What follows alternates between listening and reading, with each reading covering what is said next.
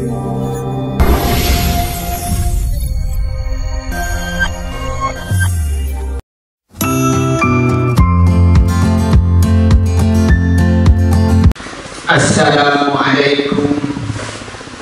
warahmatullahi wabarakatuh.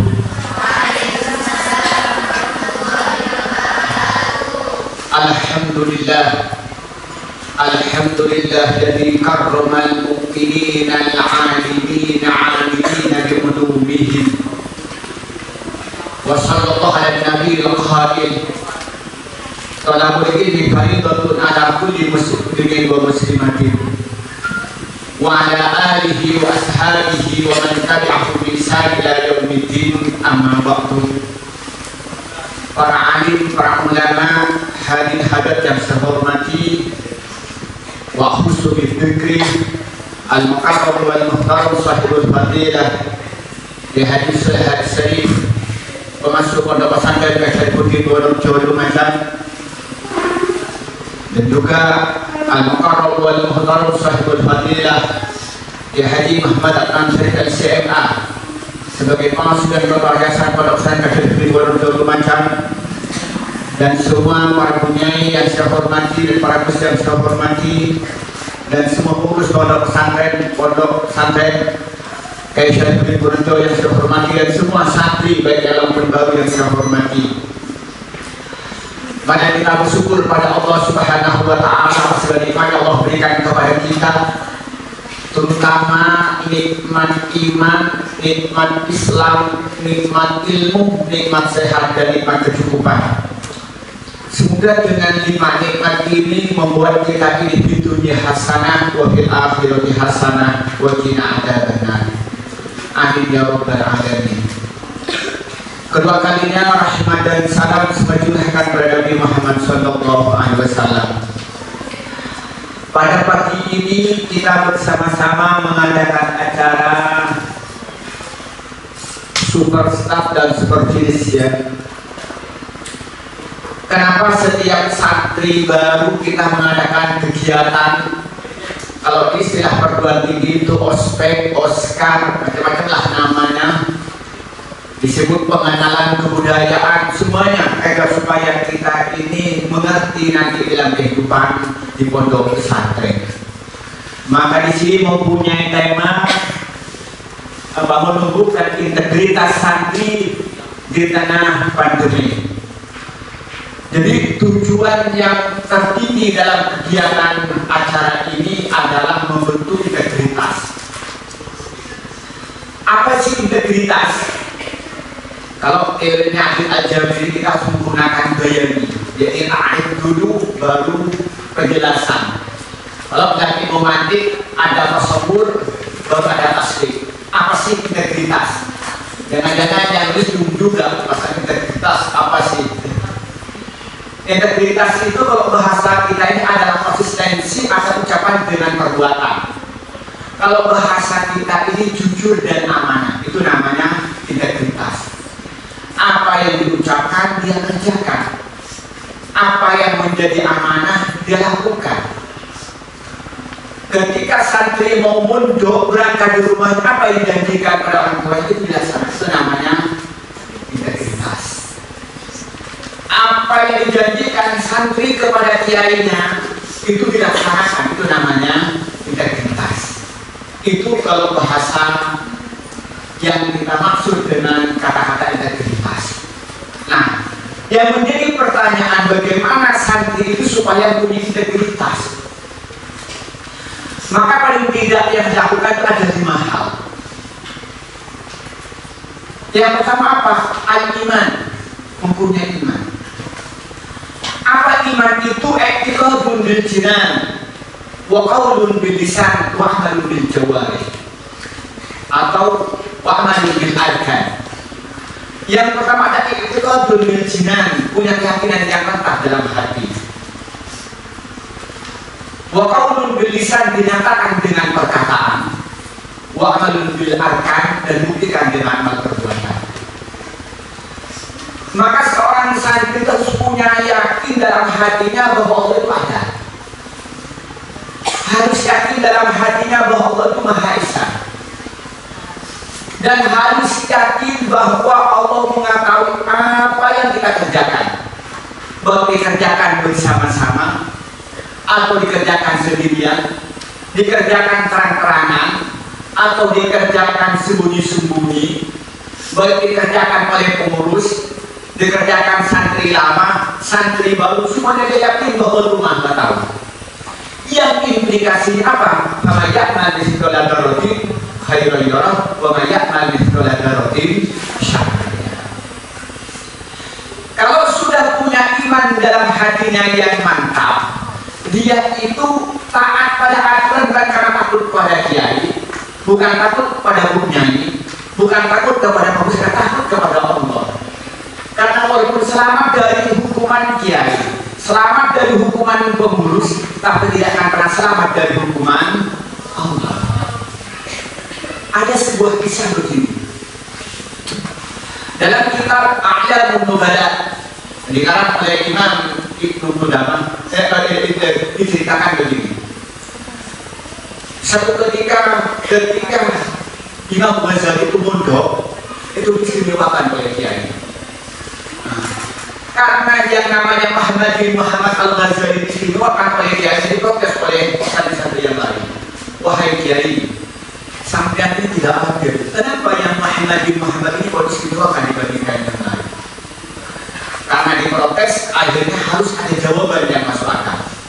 Hanya dikumpulkan semua santrinya itu, apa yang terjadi? Hanya diberi satu pisau dan satu merpati. Apa perintahnya dari kiai itu kepada santrinya? Sembelih merpati ini yang kamu merasa tidak ada yang mengawasi. Singkat cerita, semuanya merpati ada yang sembunyi di dalam dinding. Sudah selesai. Ada yang pergi ke sungai, selesai. Singkat cerita, selesai, tak lama kemudian dipanggil oleh kiai, kumpul semua. Ternyata semuanya itu disembelih. Cuma milik Muhammad bin Muhammad Al-Ghazali, nggak disembelih sendiri. Wah, tambah marah santri yang lain. Ini nih kiai melanggar kok dibiarkan. Akhirnya bilang, ditanya, kenapa kamu ini merpatinya kok tidak disembelih sendiri? Iya kiai, karena perintah kiai disembelih di mana kamu merasa tidak ada yang mengawasi. Sedangkan perasaan saya dimanapun saya berada, masa diawasi Allah, berarti saya tidak bisa nyembelih. Coba. Jadi Muhammad bin Muhammad Al-Ghazali yang hidupnya hanya 58 tahun, tapi ngarang kitab sebanyak 358 kitab.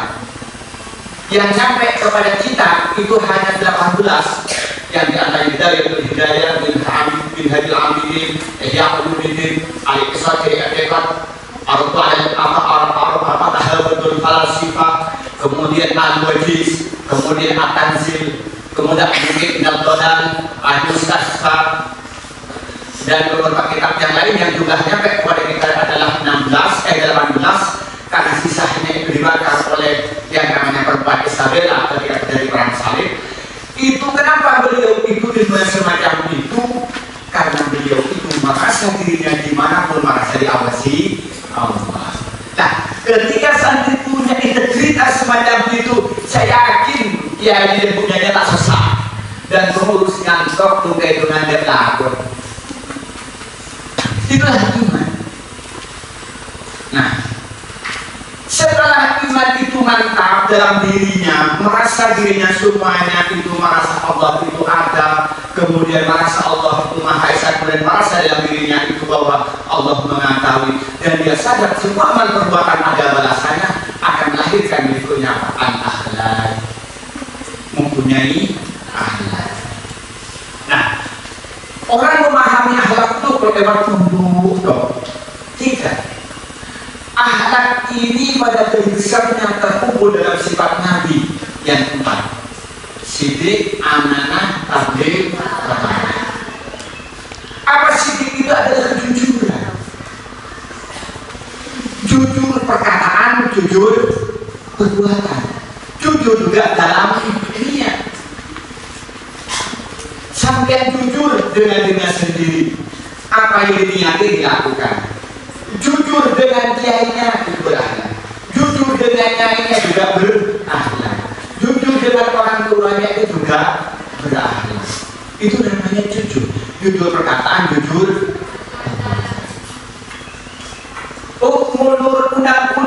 pondok tidak boleh beli jajan, beli kebutuhan di luar ditentukan koperasi dan sebagainya. Dia melaksanakan, itu namanya berakhlak. Saya bukan punya pondok, setelah itu cok balik, itu tak berakhlak dia. Kenapa? Tidak asyikku, dia tidak jujur, tidak berakhlak. Ini tingkat pertama, santri barunya asyikku. Tingkatan yang kedua, al-amanah. Apa amanah itu? Melaksanakan tugas sesuai dengan ketentuan. Jadi kalau saya jadi jabok, apa tugasnya jabok? Itu laksanakan, itu namanya amanah. Tugasnya keamanan apa? Kan ada itu aturan keamanan, dilaksanakan itu namanya. Seorang suami kepada istri apa? Nah, itu namanya amanah. Carikan uang yang disenyumi, sistem apapun di telponi, itu namanya itu amanah. Mau jalan-jalan diantarkan, nah itu namanya amanah. Ya malam-malam dikeloni, itu juga amanah. Dalam kitab Talbisul Iblis diceritakan, iblis itu paling mangkal kalau ketemu laki-laki itu bercanda dengan istrinya. Lalu ditanyakan oleh sekretaris buahnya, ya iblis, wahai Tuhan, kenapa engkau marah dengan laki-laki yang bercanda dengan iblis, dengan istrinya? Iya, kalau bercanda dengan istrinya kan bisa bercanda dengan perempuan yang diharapkan oleh Allah. Jadi termasuk amanah, kira begitu. Jadi itu dia sama suaminya kalau menikah. Katanya aku dulu itu ada amanah suami pada istri. Itu amanah. Nah kadang-kadang kita dilantik, setelah dilantik dulu itu tidak amanah, tidak berakhlak. Keamanan perlu diamankan, itu tidak berakhlak. Bagian misalnya PWT, ternyata dia dirinya perlu ditingkatkan gajinya atau enggak, itu namanya tidak amanah, namanya tidak berakhlak. Jadi amanah dalam perbuatan juga amanah dalam perkataan. Kemudian yang ketiga, tabligh. Tabligh itu apa? Dengan tabligh itu kita melakukan sikap sesuai dengan situasi dan kondisi yang menurut masyarakat itu baik selama tidak bertentangan dengan agama. Contoh saja, salaman kalau di Indonesia ini kalau ketemu orang dulu apa? Dicium tangannya. Tapi kalau dengan orang Arab, dipegang begitu itu berakhlak. Gitu ya. Saya ketika dulu sekolah itu paling ya, saya kan tangan kecil, Arab tangannya besar, sakit, gitu awalnya. Ya kita sebagai santri juga pegang begini juga gitu. Itu berakhlak. Kalau misalnya itu namanya nggak boleh, kalau tidak berakhlak. Itu namanya bahwa amalul ma'rufun inda amalin nasi malam yu'arid bil kitab was sunnah. Yaitu perilaku masyarakat yang dianggap baik oleh masyarakat itu selama dia bertentangan dengan Al-Quran dan tradisi roda pakainya punyanya harus pamit dulu. Kalau kiainya lewat diam, itu namanya makrufun. Itu yang amalia. Kemudian ketemu tuh sinung, bukan enak, wah itu bukan berarti tidak berakhlak ya, itu tidak amal, tidak baik. Berarti kalau malam hari trainer gitu, kalau itu keras, itu tidak keras berarti tidak berakhlak. Karena waktu itu waktunya sunyi, waktunya istirahat. Baca Quran keras itu berdosa. Bahkan sampai baca sangat tinggi, misalnya di Sabina itu baca sholat johar di samping orang tidur, dosa nggak kagak? Dosa. Sholat, bayangkan kalau ngobrol, bayangkan kalau nyanyi, itu namanya tidak adil. Namanya komunikasinya tidak itu. Jadi adil itu komunikasi, itu dalam bahasa, dalam sikap bagaimana. Jadi adil itu komunikasi, akhlak sikap itu ada perkataan, ada perbuatan, ada niat. Nah, maka karena itu kan ada dikatakan di sini itu belajar ilmu bahasa koso ya. Yang Jawa nggak tahu bahasa Jawa yang halus, bingung ngomong dengan siapa. Yang Madura tidak bisa ngomong bahasa Madura yang halus. Makanya pada anak saya bukan sombong, kenapa saya diajarin bahasa Madura, kalau bahasa Indonesia. Saya bersama Tuhan, biar bisa ngomong dengan nyainya, dengan bebeknya, dia bisa ngomong, bisa bicara. Oke, ya nih, tapi tak, oh gitu. Ya le, kok tapi le, kita nah itu namanya termasuk tabligh. Bagaimana kita mampu kalau saya bicara dengan guru kayak apa, dengan teman kayak apa, kalau dengan orang tua bagaimana, itu namanya itu sifat Nabi. Kemudian akhlak yang kepada apa? Fotonya itu cekatan. Punya foto alim pada ngaji, cekatan. Dan kadang jauhnya tak nyambung gitu ya. Konsentrasi tidak nyambung itu tidak berhalak. Umpama ada sebuah cerita begini. Satu ketika kiai itu di rumahnya ada pohon mangga di depan rumahnya. Nah, ternyata mangga itu sudah masak, manggil santri putra.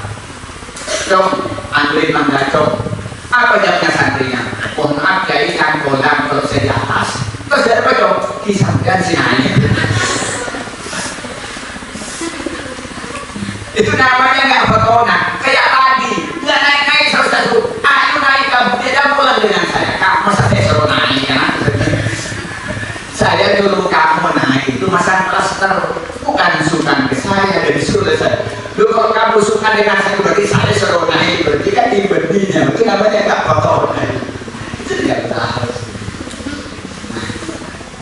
Jadi yang kedua Pak, akhlak. Setelah iman melahirkan akhlak.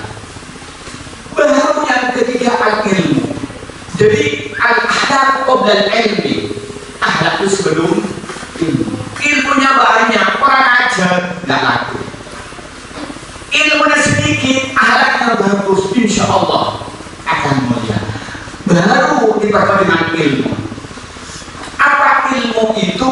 Kalau panjang lebar, saya tidak ingin bicarakan ilmu dalam pandangan Imam Al-Jarnusi dalam kitab Maisar Abdul Muta'alim atau Arif menurut hasil dalam kitab Adabul Alim wal Muta'alim. Saya tidak bicarakan ilmu menurut Imam Ibnu Abdillah dalam kitab Ta'im wa Fadailuhu. Saya tidak akan bicarakan ilmu menurut Imam Ibnu Ghazali Halamuddin jilid pertama. Apa ilmu itu? Adalah pengetahuan yang kita perlukan. Ilmu itu ada 3 tingkatan. Tingkatan yang pertama itu ada namanya ilmu fardhu ain. Ilmu fardhu ain itu adalah ilmu yang harus diketahui semua orang. Mulai tata cara sholat, cara puasa, cara zakat kalau punya harta, cara umroh nanti yang umroh ini gitu kan. Itu namanya ilmu fardhu ain gitu nanti gitu kan. Itu fardhu ain. Nah, ada ilmu fardhu ain itu semuanya harus tahu. Maka di dalam kitab Al-Kabair dikarang oleh Imam Az-Zahabi, orang yang sholatnya tidak sah, sholatnya rukunnya tidak benar, syaratnya tidak benar, niatnya tidak benar, itu nanti akan mati dengan tidak diakui sebagai umat Nabi Muhammad. Coba bayangkan, beri sekali. Berarti ada ilmu fardhu kifayah. Ada ilmu itu fardhu kifayah di alam ayat ala sahsin ayat. Ada fardhu ain bentukan tertentu, misalnya bagi seorang pedagang harus ngaji memperdagang, seorang guru harus ngaji ilmunya tentang guru, penguasa harus ilmu, atau banyak bupati ilmunya dengan saya sebagai guru beda. Saya punya kewajiban ilmu sebagai guru, ada guru alim, tapi dia punya guru tadi bapak ada guru haji tentang seorang haji. Itu namanya ilmu fardhu aini ala sahsin ma'ini. Kemudian yang tidak ada fardhu kifayah. Wah, ada yang dicontohkan ilmu Ghazali itu ilmu falak. Kalau ternyata satu bupati tidak ada yang namanya falak, itu dosa semua. Kalau satu bupati tidak ada ilmu dokter, itu dosa. Coba bayangkan, kalau yang berahli dokter, yang kita dokter itu ilmu dokter itu semuanya muslim. Lalu kalau yang sakit muslim, sama di rumah jadi banyak berdosa.